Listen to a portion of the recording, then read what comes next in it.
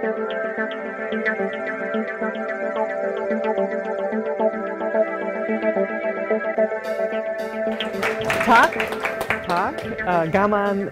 Kinnestil. It's a pleasure to be here. I learned only one other Icelandic phrase, and Frosty told me that this was very, very important for my survival here. It is Frosty snillingur. So far, I'm doing okay. So, anyway, it's my great, great pleasure to be here today. Thank you so much. I wanted to thank you, Bergalind, and Frosty, and Stine and Valur for hosting me and bringing me here. It's been very important to me, and I think to the future of the network, to understand what you're doing here, because you are doing something very innovative and very much on the forefront of what's happening in business, education, and innovation. And so what I'd like to do today is talk a little bit about in my position as the coordinator of the international network of Fab Labs, I get to the wonderful privilege of coming to places like Iceland and seeing what you do and trying to help forge strategies for moving forward. And I'm going to kind of give you an idea of what I see happening in the world of, in the network in terms of business, education, innovation, personal fabrication, and sort of the main categories of what I'm seeing happening in the larger network, and then we can bring it back to how that relates to what you're doing here today. So first, let me remind you of our research. Our research at the Center for Bits and Atoms is framed around this idea of digital revolutions. So we feel like we're in the third stage of the digital revolution. The first stage, we went from analog to digital communications with the work of Claude Shannon. That was in the 40s. And in the 50s, we went through this phase of moving from analog to digital computation. And so moving from these room-sized computers like Vannevar Bush built at MIT to these wonderful things that come everywhere with us. And we feel like now we're in the middle of the third stage of the digital revolution, which is moving from analog to digital fabrication. So that means moving from factories and large rooms filled with machinery to materials, smart materials, digital materials.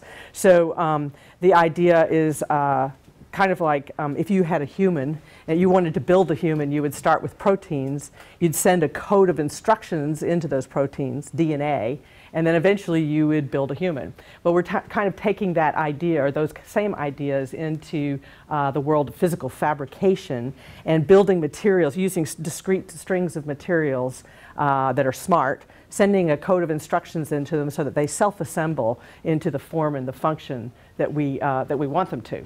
But working in the digital world has the added advantage that we can send another set of instructions into this form and function and tell it to disassemble and recycle itself into something else. So it's a very interesting and promising future. We're aiming for the Star Trek replicator. We're not there yet, obviously, but that's where we're headed. But we really liked Star Trek, and we believed it. To kind of situate ourselves in terms of innovation, if you think about it, we're living in an increasingly networked world. So the internet is just everywhere, or at least certainly in the developed world. And in the developing world, it is everybody's pulling for it. Our computation devices are ubiquitous at this point, and the cloud is going to take over very, very soon. And so this is the technology platform that is providing the knowledge economy with its sort of innovative fodder, so to speak. So you have lots and lots of innovations happening in online services and applications, new media, lots of innovation happening there. But what we understand is that you're going to have to be able to work in the physical world. You're going to have to be able to make things as well. So there's a lot of opportunity for innovation in making things. So we need to take the ones and zeros of in our computers, the programming bits in our computers, turn them into representations of some sort, and then make those representations a reality. And this involves turning bits into atoms and atoms into bits. So building with logic and programming with mathematics. It's an interesting world because it's not about vocation And it's not about academia, it's about something in between. It's about a merging of academia and vocational paths in life. If you think about this, the revolution in computation, this is the path that we followed. So we went from room-sized computers that cost millions of dollars to the PDP, which was, you know, maybe $100,000 or so, and that was the size that maybe a business or a community might be able to invest in. And then we went to the Altair, which was a hacker computer, in essence, and this is when individuals got into the box and started fiddling around and having fun and being very creative. And then we ended up, eventually we evolved to the desktop computer and to these smaller electronics. In terms of digital fabrication, we're on a very similar path. We were going from a room full of machinery to what we have now, which is a Fab Lab, which you have in your community here. That's about $100,000. This is millions of dollars. This is maybe $100,000 to have manufacturing capabilities. And we're in the process of moving from, say, Fab Labs to having Fab Labs reproduce themselves. So you can make the machines of a Fab Lab in a Fab Lab now. And that's some of the research that we're doing at MIT, and of course we're headed for the Star Trek replicator. Now what's interesting about this is the period between the PDP and this hacker Altair.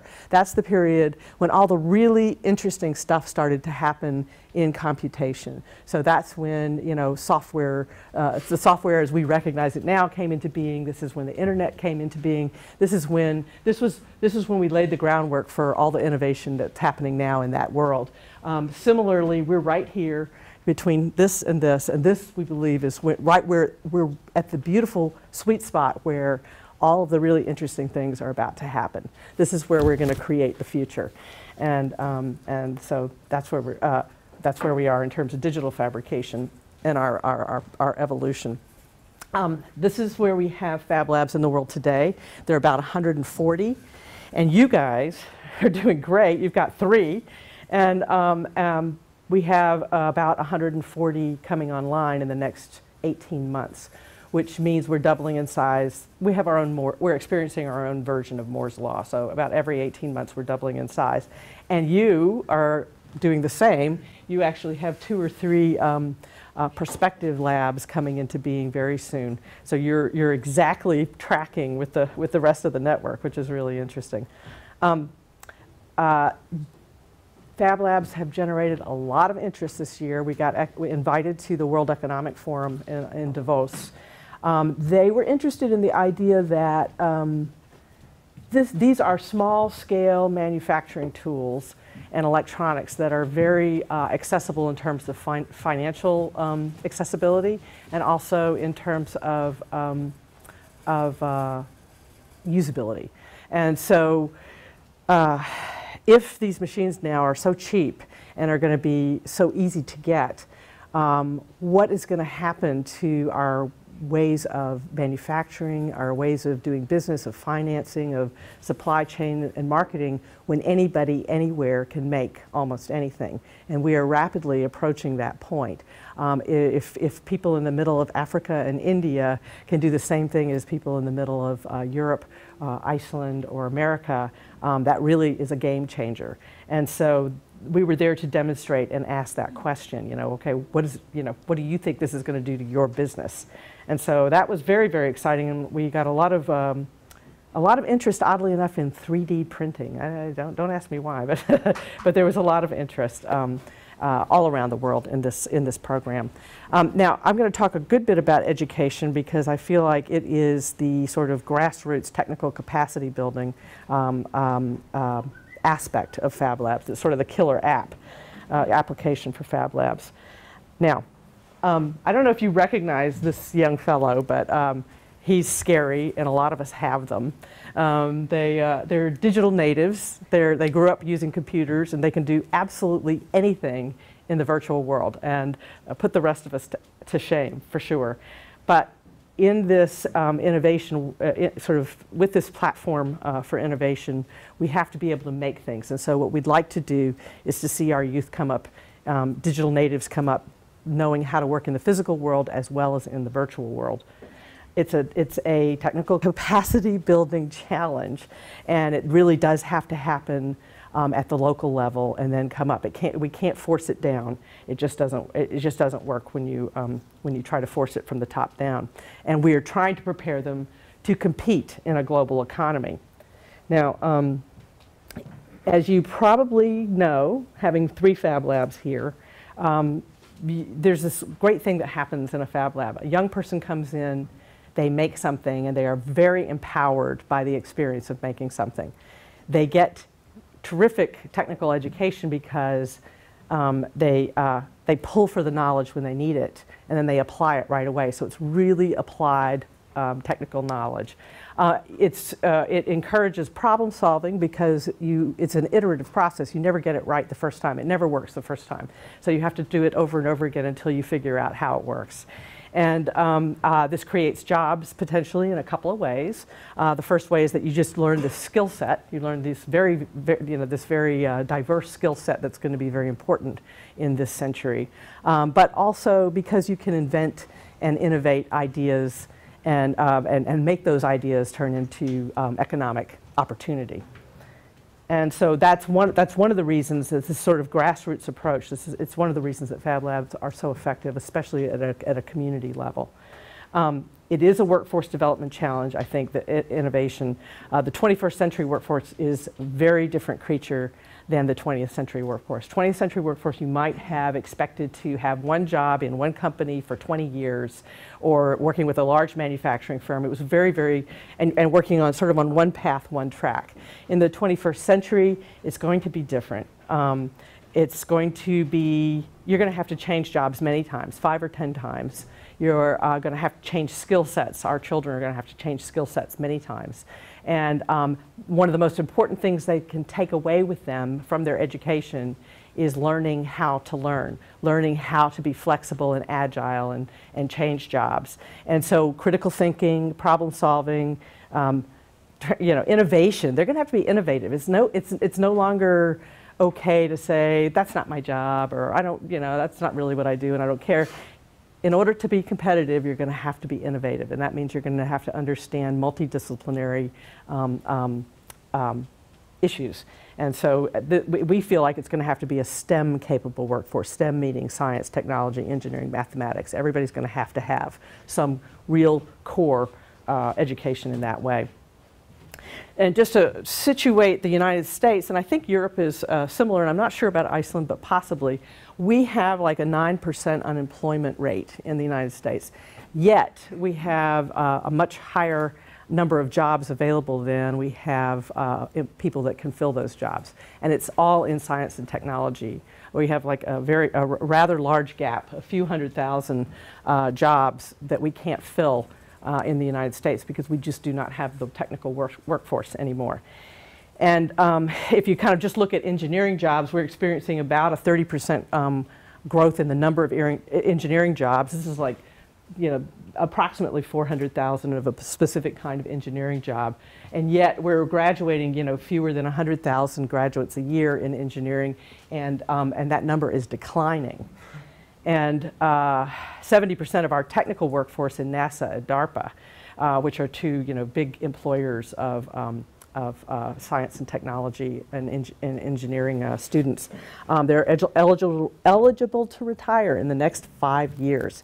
And 85% of our students could care less. They just do not have any interest in technical careers, which is pretty scary. It means we really need to do something fast. Fab Labs, in terms of education, they're starting to be looked at as a new kind of technical literacy, providing a new kind of technical literacy. So there are libraries in the United States that are taking these, are putting in Fab Labs so that their communities can be both literate in a reading sense, but literate in a technology sense as well. And also very importantly, this is Andrew Carnegie, who started the library network in the United States. he had a big commitment. He really believed in the idea of literacy for everyone, and everyone should have access. Similarly, Fab Labs need the same thing, and I think you've even experienced that here. You must have the right champion for a Fab Lab. I think in a couple of cases we have absolutely the right champion, and in one case we don't have the right champion here, and it really shows because it's not a very effective lab yet because they haven't found that right person. And so when you think about expanding your network, you really need to think about who it is that's going to represent your Fab Lab on the ground. Because we have this distributed network, so we have like 140 labs in 27 countries, and each of them shares the exact same, pretty much the exact same tools and processes. We basically have a distributed campus. We can leverage it as a global university.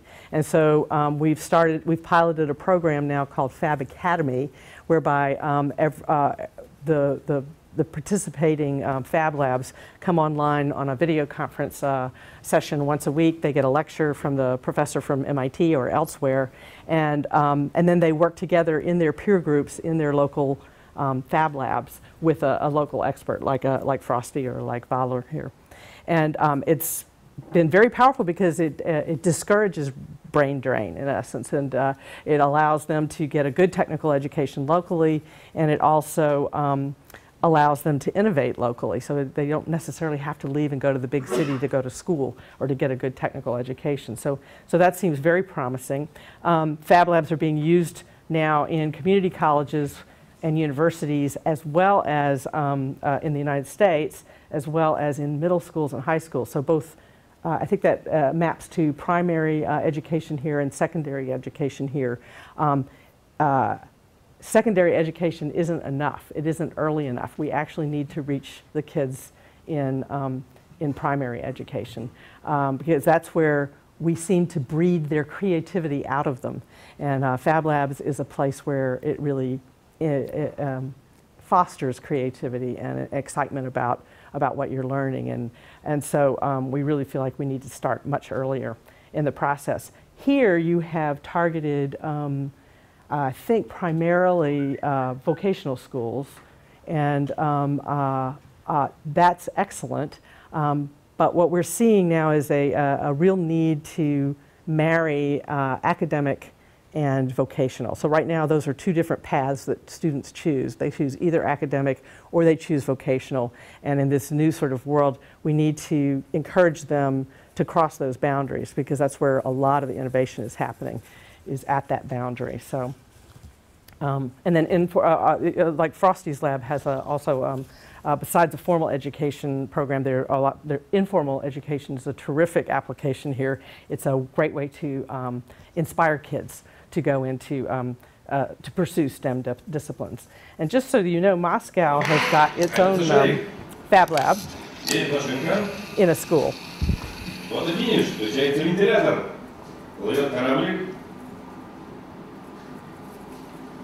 В домике включается свет. Выключится как бы выстреливает платок. Едет паровозик. Поворачивается пластина, воздушный нож. Вмыкается контакт. Добро пожаловать в экспериментариум 1502 МИ. So the kids did that. They did a great job. They're very excited in Moscow, and they're about to actually start a very large network in Russia of Fab Labs at every level. Similar to what's happening here, they're very interested in innovation in communities and trying to reach out into communities and give them access to the tools for innovation.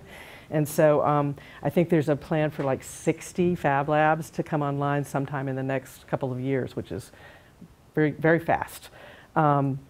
Now in manufacturing, similar to what I was talking about in terms of being a distributed network, because all the labs have this equipment that is industrial grade, small scale manufacturing, you can now start to think about manufacturing a little bit differently. So this is our Fab Lab in Manchester, England. It's basically built right across the street from where the Industrial Revolution sort of was born. And it's hosted by the Manufacturing Institute. And the Manufacturing Institute there really believes that large-scale centralized manufacturing, as in the old days, is an idea that's not going to play out very well in the 21st century. And they believe that we're moving back to a distributed model for manufacturing, and similar to cottage industry, the cottage industry approach. But now you're supported by these very robust tools that are, that have repeatability and reliability, and the internet. You're supported by a whole different whole different platform, and so the idea of good distributed manufacturing is very realistic, and that's what they're promoting in the UK right now. And they're starting to build their own network there, specifically aimed at distributed manufacturing and at educating their population for technical capacity building. Now, this kind of a distributed network brings about new kinds of businesses, new ways, new platforms, and new ways of doing businesses. So, this is Pinocchio, there's 100K garages, there are several like this. It allows you to design something locally, put it up online, you can sell it, other people can download it, they can pay you for your intellectual property, or maybe they want to make it, or maybe they want to sell it for you, or maybe you can have it sold all over the world at all the different Fab Labs. They'll make it and then sell it locally for you. There are just a lot of new ways to think about how you market yourself, how you finance yourself, how you make money, and where you make money in this new sort of distributed world. And this is a great project by the Barcelona Fab Lab. The Barcelona Fab Lab is a bunch of architects, basically, artists and architects, and they're wildly creative and very energetic. And the head of that Fab Lab is now the city architect for Barcelona, and he's convinced them that they really need to rethink their economic model. So looking back in time, historically, this is old Barcelona, colonial Barcelona, so to speak. And in that time, the economic model was import product and export trash. And that's sort of the model we all still work on, import stuff and export trash. And they have decided to invest in a small network of Fab Labs for local manufacture. What they want to do is import data only and export data only. So they want to manufacture locally with local materials, and then recycle everything locally, such that the only thing that they sell is their ideas and their intellectual property in that way, and the only thing that they bring in is similar. And so they're testing this out. They've got the funding for the first 5 Fab Labs, and that will be it'll be very interesting to see how that plays out. Now, in terms of businesses, generating businesses and business ideas, there's some nice things coming out of the network right now. This is a solar house that again, the Barcelonans took the lead on. They entered it into the European decathlon a couple of years ago. This is all built with Fab Lab tools, except for the panels, the flexible solar panels, but they had to do some research with the company that made those in order to make them flexible. The reason they have to be flexible is this is a parametric model, so you plug in your longitude and your latitude of where you live in the world, and the model takes an optimal shape and form for that part of the world. And so it's going to change in many ways, and you need flexible you're going to need flexible panels. This first prototype was $500,000 to make. They have a second prototype that's now on one of the piers in Barcelona, being on display in essence, and that one cost $250,000. They're now working on the third version, which is $100,000, and their goal is to get it down to under $50,000, so that you could do sort of a business of personalized housing around the world. And they already have Saudi Arabia and one other country, I've forgotten, interested in franchising this, which is kind of cool. Fab is another great project. This is a nice example of actually Smari. Hi, Smari is one of Smari and Frosty are probably responsible for your Fab Lab network or for the idea. And I haven't seen Smari in a dog's age. And this is actually a project that you really helped with. So this sort of started with some ideas at MIT. It's a kind of a global collaboration. It started with some ideas at MIT, Amy Sun and Keith Berkobin and Smari and a few others, sort of put it together. But it's been all around the world. I think they designed the first antenna in Greece.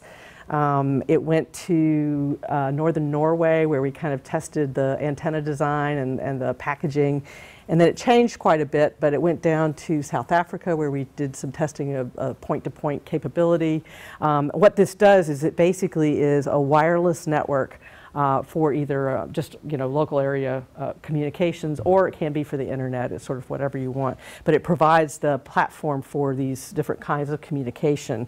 And it ended up, Smari helped to deploy the first entire network, wireless network, in the city of Jalalabad, Afghanistan. And that was phenomenal. And since then it's gone to Nairobi, Kenya, where they're working on sort of an open source business plan, as it were, so that communities can bring the ability to have internet connections to their location in a sustainable way. And so all of this you can download from the internet and replicate yourself in any Fab Lab around the world. And what we're trying to do is to give you not only the technical, physical, what you make, part of the story, but also the business plan. So that's a beautiful project. And then there's lots of small innovation happening in rural locations. So in India, for example, a sensor for testing milk quality, or water filtration, or making jigs for these wonderful paper lanterns for local market. So these are not the next big thing, these are the next small thing. These are the things that sustain communities, or the small innovations, et cetera. So now personal fabrication is always a great application for Fab Labs. This is a project that came out of one of our classes this year. This is Carolina Soto, and she's confronting a challenge that all of our students seem to have, which is getting up in the morning on time.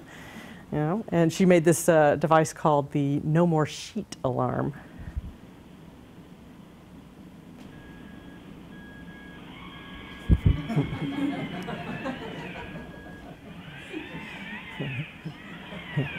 The ideas that come out of the Fab Labs are really crazy, some of them.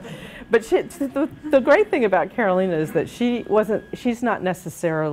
didn't know anything about electronics necessarily, or design or engineering, but she decided that this is what she wanted to make, and she, as I was saying, she reached for the knowledge when she needed it, she applied it right away, and it was an incredibly powerful learning experience for her. And for us, I think. Hyperhabitat, this also came out of Barcelona. This is sort of the Internet of Things and people. It's kind of a personal, it's an exploration of how we're connected to the Internet, how our things are connected to the Internet, and what that future might look like when we're all connected. This is another project that recently came out of MIT. Most of us end up making like little LED circuits that are very simple. This guy came up with this multi-touch interface, Matt Keeter. And basically what he was looking to kind of imitate, the iPad or whatever, but in a more articulate manner. He wanted to control music. He wanted to be able to mix his music in a very natural way. And so he built this interface using circuits and stuff in the Fab Lab to do that. Using the tools in the Fab Lab to make his circuits. Anyway, personalized furniture, beautiful interiors and designs that can come out of a Fab Lab. This is a nice project that was done by Professor Larry Sass at MIT. It was sort of a response to the New Orleans floods, and he built this press fit house in the style of the New Orleans sort of shotgun house, and this was built at the Museum of Modern Art at MoMA. And he was kind of trying to think about how could you do emergency housing, or at least sort of midterm, not short-term, but sort of midterm housing for disaster areas that was personal. And this is a prototype, a previous version of what we just saw. I think it probably took them about 2 or 3 months to actually design and cut out all the parts for this, but they were able to assemble it in 1 week with no nails, no cement, no sort of fixing agent, just a rubber mallet and the parts. And they got upset with us. We built this out in the parking lot at MIT. They got upset with us because we didn't have a building permit. I think we actually had somebody move in for a few days, and they were really upset about that. No. In terms of economic development, there's some interesting approaches using Fab Labs. The University of Nairobi has an idea for a lightweight science and technology park. So usually science and technology parks in the developing world are very, very big and very expensive, millions and millions of dollars. And what they've done is they've put the Fab Lab kind of at the center of a very inexpensive, lightweight concept for a science and technology park. And it's an incubator in essence, which I know you have incubators here as well, several. But I guess people with ideas or prototypes come into the Fab Lab, and then they kind of bring them to the next level. I think they're trying to incubate about 8 different business ideas there. 1 or 2 have gotten to the point that they're actually negotiating with China for manufacturing facilities, et cetera, to come in. So it seems to be working for them. We'll see.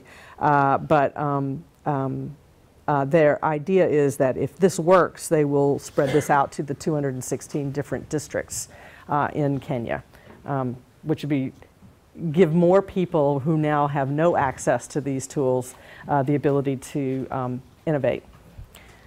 Remake Electric, I think you've probably all heard of this one, but this is from Iceland, and we're very excited about this. This is a gentleman took Fab Academy at Frosty's Fab Lab, and he basically learned our microcontrollers and our electronics process and our molding and casting processes, and he literally converted those ideas into, he formed a company and a new approach to tracking the electricity, the loads, and safety issues that you might have in your house, using the Fab Lab tools and processes. And so this is really nice. They're at the point that they're about to sign some contracts with sort of international organizations, and still innovating. Very, very, very exciting. They are now one of my favorite examples to bring up of how this can work, how you can go from just an idea in a Fab Lab to a worldwide business. The Utrecht and Manchester Fab Labs, they do a lot of serving the small and medium-sized enterprises locally. They do professional prototyping for them, and as part of their local mission, and that seems to be helping them actually sustain themselves as Fab Labs. So they get a good income from doing that service, providing that service locally. And then because, once again, taking advantage of this distributed facility, as it were, we're starting to see projects emerge from the network that are research-oriented. So you can now sort of leverage all the expertise in many, many places to help you build a project. President Obama and his administration are interested in Fab Labs as both an education tool and as a distributed infrastructure tool. So that's kind of exciting. Fab5, which we just talked about, is an example of that kind of research and applied research coming out of Fab Labs. And then we have one related to unmanned autonomous vehicles, UAVs. The idea right now is that we want to be able to take very precious medical I guess drugs, we'll say drugs, into very remote locations in Africa in a very cheap way. So what we're trying to do is build basically build these little less than $1,000 flying devices that will deliver that payload in Africa. And then space, it's the final frontier, or maybe not, but we also have several groups working on cube satellites. So we're actually working with NASA, it looks like, on this project at MIT, and then this is the Pune Fab Lab in India. They're also working on sending up cube satellites to collect and then transmit data back to Earth. And then this is another great project, the Ultimaker, which was done in Utrecht, or by a combination of people in the Utrecht Fab Lab. And they are just sort of representative of what's happening in the network right now. A lot of people are trying to build kits and build these sort of do-it-yourself machines that are based on digital fabrication. And this kind of, it's kind of an interesting idea, because usually your 3D printers cost, you know, $35,000, and these are in the range of like $3,000, and you can make it yourself. So it makes it very much more accessible, and feeds into a bigger project that we're doing at MIT. I'm going to call it Powers of 10, but Fab Labs are pretty expensive, as you know, so $100,000 is not something that every school or every community can afford. And so what we'd like to do is kind of have different sorts of Fab Labs. So MIT, or maybe say Valor's lab, is the $1 million lab. It's the lab that has all the research tools and disseminates knowledge. And then you have the Fab Labs, like the normal Fab Lab is $100,000 approximately, let's say. And that Fab Lab can make machines that can, in essence, seed new Fab Labs. So we're hoping, or we're aiming for, using the $100,000 Fab Lab to make a full Fab Lab for $10,000. And these kinds of machines are helping us get there. And then we'd also like to be able to just make one machine that does several functions, so that a new site that's just getting started can kind of get in on the digital fabrication process, and that would be like a $1,000 Fab Lab. And this is the project. It's called the Machines That Make project at MIT, where we're trying to become self-reproducing.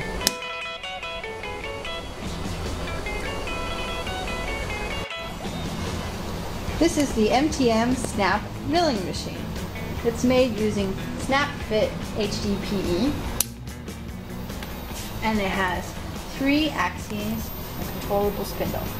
A processing sketch communicates over USB to an Arduino. The Arduino then controls the 3 separate stepper driver boards that control the stepper motors for the X, Y, and Z axes.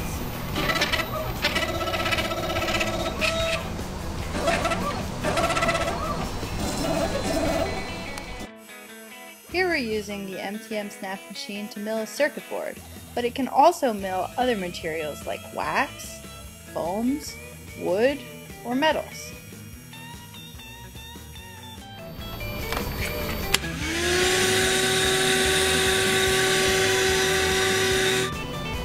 Here's a circuit board that was milled on the MTM Snap machine. So that's the first of many machines, we hope, to come out of MIT that will allow you to get in at a much cheaper level, and make the whole process more accessible to more people in the world. Now, I just wanted to take a minute to talk about what you're doing here, which is really, really interesting. So the Innovation Center, you now have 3 Fab Labs. I'm sorry, I forgot to put your Fab Labs here on the map, but I think you have one here, you have one up here, and then you have one right down over here. And then you have at least 1 or 2 more coming.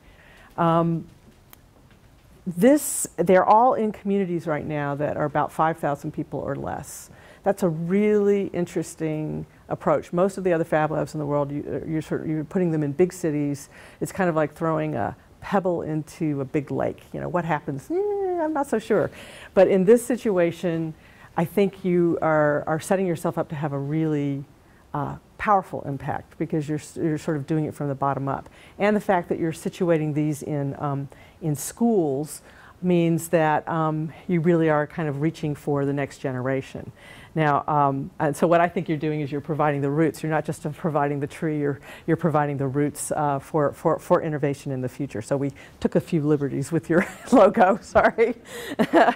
and this is how you're going to get there, is through your young people.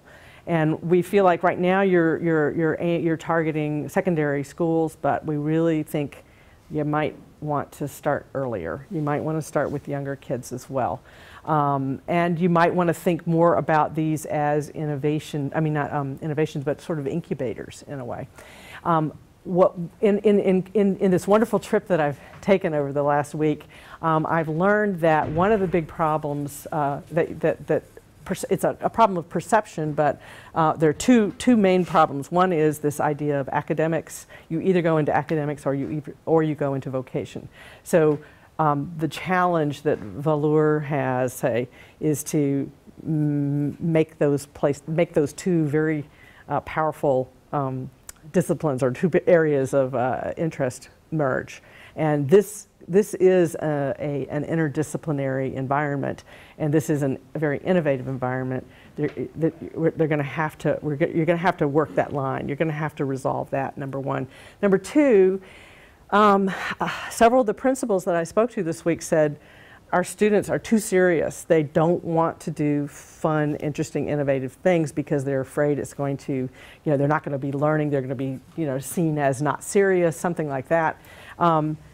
It seems that you need some inspiration, that your students need some inspiration. They really need to see really different ideas about how you innovate and not be sort of, put along the path of I'm only going to do IT and I'm only going to do IT for this company or whatever it is, that there's a much more interesting and broader spectrum of innovation and what can be done in this world. And so I would also suggest that maybe you think about, sort of bringing in people who are doing really interesting projects at this boundary from around the world to do workshops for teachers. Teachers are going to be incredibly important, because if you don't inspire the teachers, the kids are not going to come along. So I would suggest that those sort of guest lectures and special workshops specifically for the teachers, so that they can in turn inspire and be inspired to work with this interdisciplinary environment. So anyway, we're organization building. You're going to need to organization build too. As you grow, you're going to need a very strong central, well, not really central, but you're going to really need a presence to help pull together all the capability that you have here. And just a plug to come to our annual meeting. The annual meeting this year is in New Zealand. Next year it's in Japan. I think it would be really important to send perspective labs to this meeting so they can meet the rest of the community. And I think that's it. So please, thank you very much.